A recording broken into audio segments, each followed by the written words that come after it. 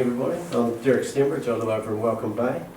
I'm a retired roading and traffic engineer, so I come from a different background to these people. I've worked for local authorities for 18 years and worked on major roading projects. So my background is infrastructure, transportation, and when I started work at a council, and I was there to serve people.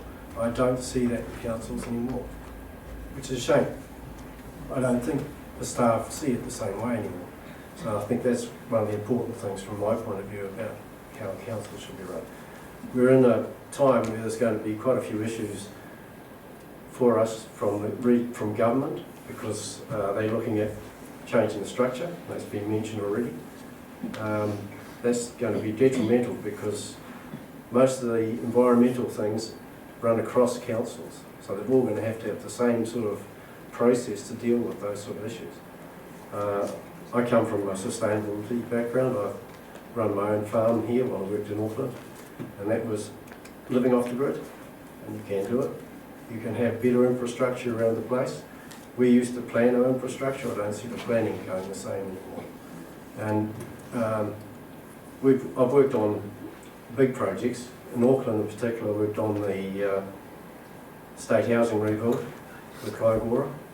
That was the biggest contract in New Zealand at the time, and it allowed for where people live and looking at where people live. And I think it's one of the biggest things you've got to do as a regional council is look at planning of not just where you live, but where you work, how you get there, and how the infrastructure works, which includes the transport buses and the vehicles that go there.